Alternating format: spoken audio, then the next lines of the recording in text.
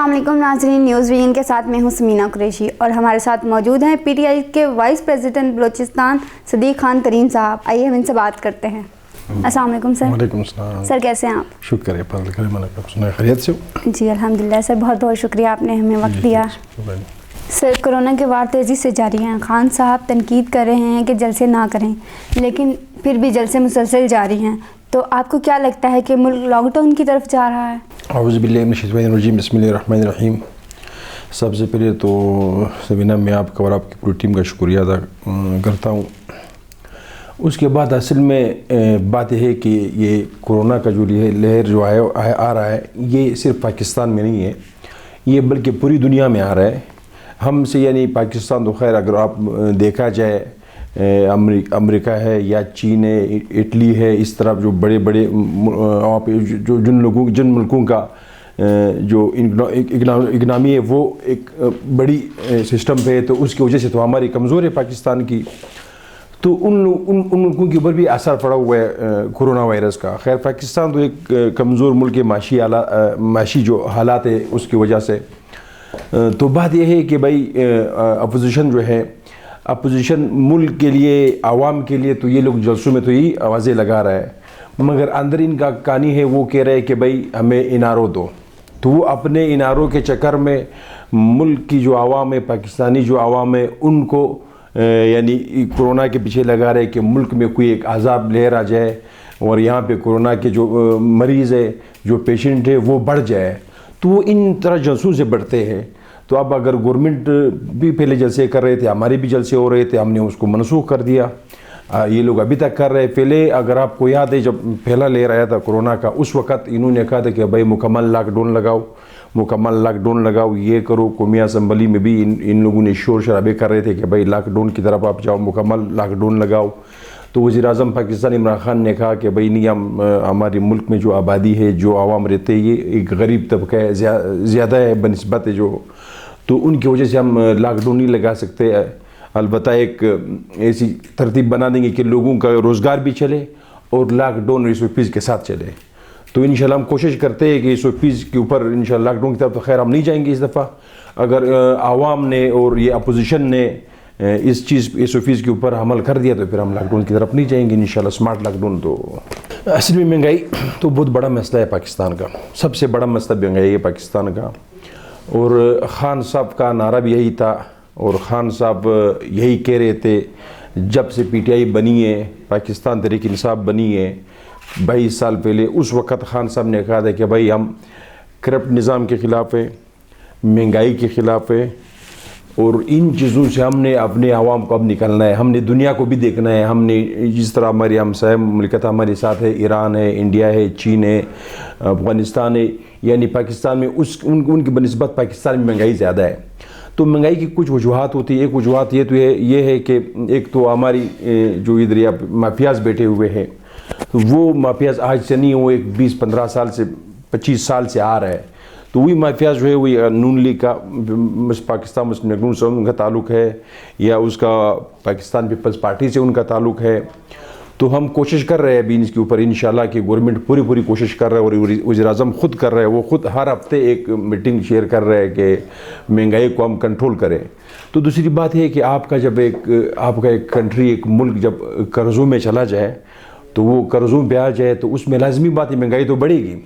تو ابھی ہم کوشش کر رہے ہیں انشاءاللہ کہ جتنا بھی جلدی ہو سکے عوام کو ریلیف ملے اس مہنگائی سے۔ سر اپوزیشن پر اعتماد نظر آ رہی ہے اور بڑھتے ہوئے حوصلے اعتماد سے یہ بات کر رہی ہے کہ جنوری میں یہ حکومت نہیں رہے گی، اور دوسری طرف چند حکومتی عہدے دار نواز شریف کو 15 جنوری تک جیل میں ڈالنے کی باتیں کر رہے ہیں، اس پر آپ کیا کہیں گے کہ یہ بات کہاں تک درست ہے؟ خیر گورنمنٹ تو اپنا وقت پورا کرے گا انشاءاللہ، گورنمنٹ کہیں بھی نہیں جا رہا ہے، ٹھیک ہے، صحیح ہے۔ اپوزیشن اگر یہ نعرے نہ لگائے، اپوزیشن اگر اس طرح جلسے نہ کرے،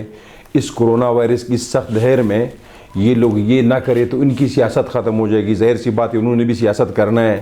تو وہ اپنی سیاست کی چکر میں اگر وہ تو ملک تو انہوں نے ڈبا دیا، پاکستان کو تو انہوں نے ڈبا دیا قرضوں کے پیچھے، اب عوام کو بھی ڈبا رہے ہیں، ٹھیک ہے، صحیح، کورونا وائرس کی لہر میں، کیونکہ جب آپ کو پتہ ہے کہ حکومت نے ایک SOPs دیے، اس کے اوپر یہ عمل ہی نہیں کر رہے۔ پھر حکومت نے ان کو کہا ہے کہ بھائی آپ آ جاؤ ہمارے ساتھ بیٹھ جائیں، یعنی پرسوں بھی میرے خیال سے میٹنگ اسپیکر صاحب نے بلایا ہے، قومی اسمبلی جو ہمارے اسپیکر ایک اسد کیسر صاحب انہوں نے بلایا میٹنگ پرسوں، بھئی اسی حالت پہ کبھی کورونا وائرس کے اوپر، مہنگائی کے اوپر، ان چیزوں کے اوپر حکومت کہتی ہے کہ بھئی اپوزیشن آ جائے ہمارے ساتھ بیٹھ جائے، صرف ایک انارو کرپشن کے اوپر۔ عمران خان جو ہے نا وہ کرپشن کے اوپر بالکل وہ تیار ہی نہیں بیٹھنے کا، وہ کہہ رہے کہ بھئی میں نے کسی کو بھی انارو نہیں دینا ہے، نہ ہم دیں گے، نہ پورا پٹائی بھی اسی کے اوپر پٹائی بھی بنی ہے، اگر ہماری گورنمنٹ پٹائی کی بنی ہے اس پاکستان میں تو وہ بھی اسی وجہ سے بنی ہے کہ بھئی سب سے پہلے ہمارا نعرہ ہے کرپشن۔ جب اس ملک سے کرپشن ختم ہوئے گا تو یہ ملک انشاءاللہ ترقی کرے گا۔ بختیار بھٹو کی شادی کو لے کر میڈیا پر ایک بحث چھڑ پڑی ہے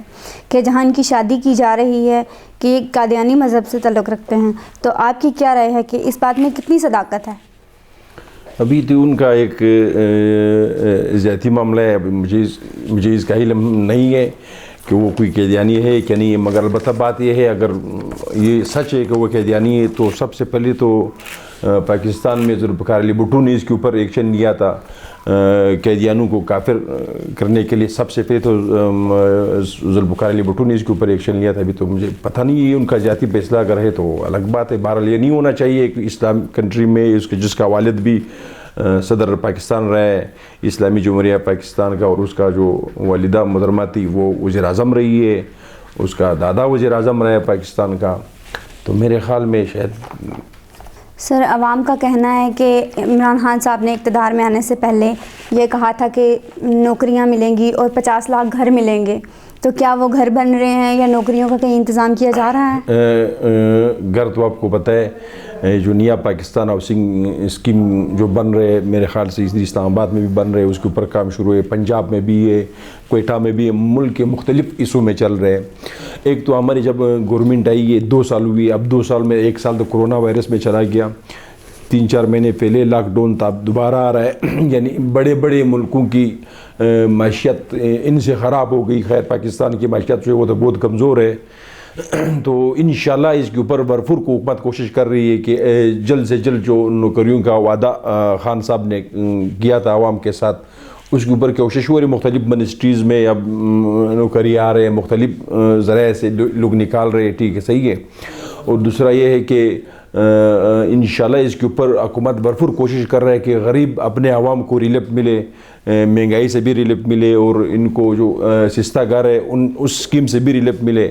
تو انشاءاللہ ریلیف کے لیے بھرپور کوشش کر رہے ہیں حکومت۔ تو سر، یہ جو پراپرٹی سیکٹر کے بڑے بڑے نام ہیں، پراپرٹی سیکٹر سے جو ریلیٹڈ لوگ ہیں، کیا وہ حکومت کے ساتھ مل کر کوئی کام کر رہے ہیں غریب عوام کے لیے؟ بالکل کر رہے ہیں۔ پاکستانی عوام تو میں نے آپ کو بتایا تھا کہ پاکستانی عوام میں ایک جذبہ ہے، ایک قومی جذبہ ہے، وہ سمجھتے ہیں اپنے ملک کے لیے، وہ ان کا ایک محبت ہوتا ہے اپنے ملک سے، چاہے باہر جو ہماری پاکستانی رہتے ہیں باہر ملکوں میں، چاہے ادھر پاکستان میں، تو ہر کسی کا اپنا ایک پاکستان میں ایک یہ ہے کہ سب کا ایک یعنی محبت ہے اپنی عوام سے، اپنی قوم سے، تو کرتے ہیں۔ جتنے بھی بڑے بزنس مین ہیں سب پچھلے کورونا وائرس میں بھی انہوں نے کیا تھا، اب بھی کر رہے ہیں اور انشاءاللہ آگے بھی کریں گے۔ تو میرا یہی ریکویسٹ ہے پوری پاکستان کے عوام سے کہ جتنے بھی یہاں پہ غریب ہے، حکومت تو کوشش کر رہی ہے ان کے اوپر انشاءاللہ کہ یعنی ہمارے جو غریب ہے ان تک ریلیف پہنچے۔ تو اس میں یہ کہ ہمارے جو بڑے بزنس مین ہوتے ہیں، میں ان سے بھی یہ درخواست کرتا ہوں کہ آپ بھی اپنے حصے کے، یعنی ہر پاکستانی کو، پوری قوم کو اپنے حصے کے تحت انہوں نے اس کے لیے کام کرنا ہے کہ بھئی ہمارے ملک اس کورونا کی دلدل سے، اس مہنگائی کی دلدل سے، اس جو قرضے ہمارے اوپر چڑھے ہوئے اس کی دلدل سے انشاءاللہ ان سے ہم بآسانی نکلیں گے۔ اگر ہم ایک قوم بن گئے اور اگر ہم نے ایک دوسرے کا یعنی خیال رکھا، ہم نے یہ سمجھا کہ بھائی